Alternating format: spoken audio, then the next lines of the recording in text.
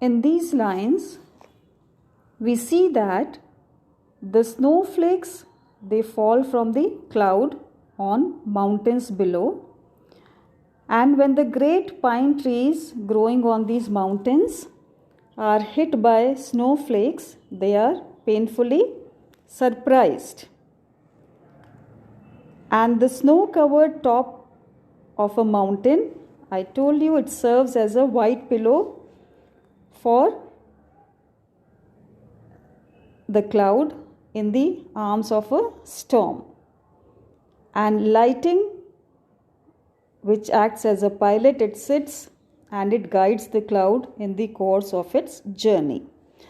Now this lighting, it sits on the high towers of the aerial dwelling of the cloud, means where the cloud lives. And thunder is chained below it. I told you it is tied with chains in a cave.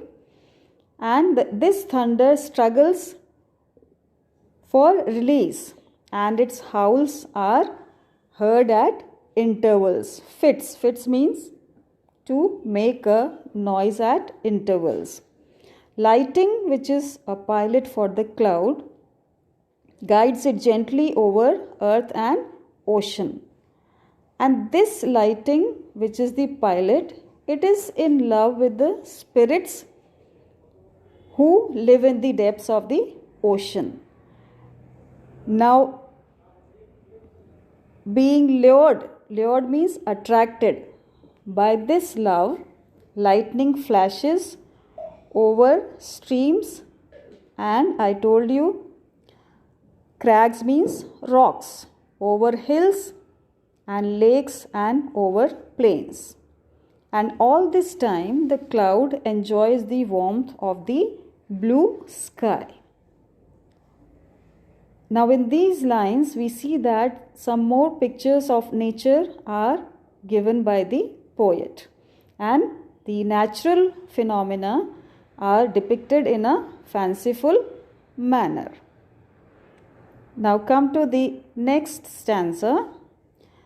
The sanguine sunrise with his meteor eyes and his burning plumes outspread leaps on the back of my sailing rack when the morning star shines dead, as on the jag of a mountain crag, which an earthquake rocks and sinks, an eagle elite one moment may sit in the light of its golden wings, and when sunset may breathe from the lit sea beneath, its ardours of rest and of love, and the crimson pall of eve may fall from the depth of heaven above, with wings folded I rest on mine airy nest, as still as a brooding dove. So here we see that in the morning the sun climbs up the sky and it seems to be riding on the back of the cloud, and it is the sun riding on the back of the cloud is compared to a bright winged eagle. So it seems as if a bright winged eagle has seated itself just for a moment on the edge of a rock. At sunset, when all things take rest and the crimson means red color को बोलते हैं crimson. So now crimson colors of the evening descending upon all things. Evening में जब सारी चीज़ों का colour कैसा हो जाता है, reddish orange, isn't it? The cloud stops its journey and becomes motionless. Cloud भी रुक जाता है, and it is compared here to a dove. Dove एक तरह का पक्षी है, एक चिड़िया है, which sits with its wings folded, and it appears to be lost in meditation. So here we see that the poet gives some more nature pictures in these lines. Brooding here means in a thoughtful process, thinking or meditating.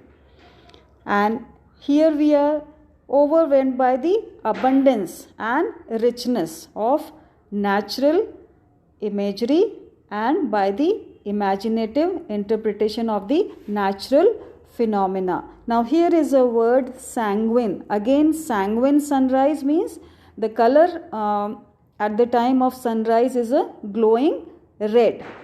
So in the morning the whole world has a color red, and it is alit. Alit means lended. Again, another word for red color is crimson. And here we see the word being used is pall, Pall. Pall means a shroud. Shroud बोलते हैं cover. Usually shroud is used for the sheet which covers the dead body, जिसको हम बोलते हैं कफन से हम ढकते हैं ना, that is known as the shroud. And woof here means it is a kind of a fabric. It's a kind of a fabric here, textile को बोलते हैं woof. And here we find that the poet gives you beautiful images of nature, and the musical or the lyrical quality continues as we saw in the earlier stanzas.